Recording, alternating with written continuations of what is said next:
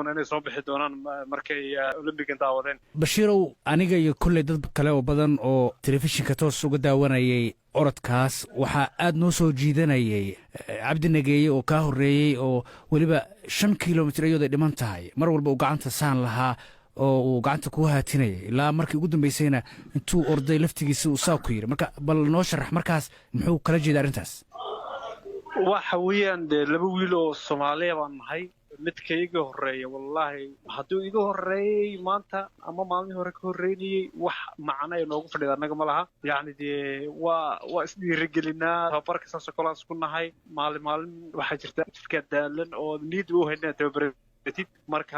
markaas oo kale qof walaalka waxaad u baahan tahay ku dhiirigeliya marka Soomaaliya hadan hayd waa isdhiirigelina meel kastoon kala joogno mo farax baad role model noo aha oo nasiib darro hadda aan nala joogin laakiin isaga indhaha noo furay oo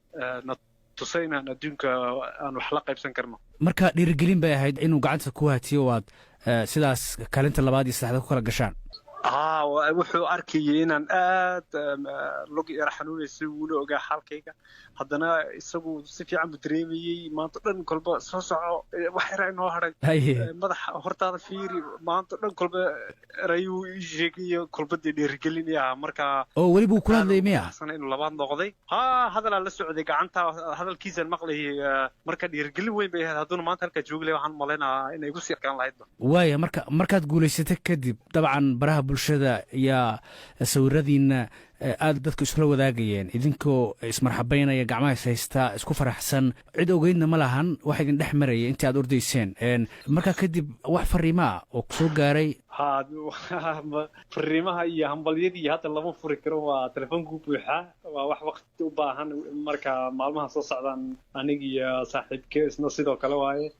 marka hadda international press conference Olympic sameynayna caawina insha Allah waxaan u duuleynaa 2 saac ka bacdi waxaan u duuli doonaa Tokyo oo meesha Olympiga weyn uu ka dhacaya caawa la soo xidhay ciyaarihii Olympiga marka caawa la soo xidhayo ayaa calaamad waxa uu ah in marka la soo xidhay marathonka bilada la saasiyo marka caawa insha Allah ayaa biladaha la siin doonaa. tartankan wuxuu ku ahaa midkii saddexaad ee Olympicada adduunka aad ka qayb gashid maantana waxaad ku guuleysatay biladii maarta kaalin saddexaad ayaad gashay dabcan waa wixii aad ku riyoonaysay halkeed kaga dhaqaaqaysa wallahi waa la oran karaa wax walba nolosha wax ciyaar ku yimaada ma jiro wax walba waa inaad u shaqaysatid Olympiyaashii iyo orodadii hore tartanadii hore intaas jeer baan gidaarka madaxa ku dhufanay oo noloshu marna waa up and down marna waa kugu jirtaa marna waa laga guuleysaa siba sportigu waa wax every day is another day markaas hadda wallahi programada soo socda insha Allah hadda waa yar nasanayna markaas week soo socda insha Allah macalinka iyo managerka iyo dib u la fadhiisan doonaa markaas aan ogaan doonaa waxa soo socda insha Allah.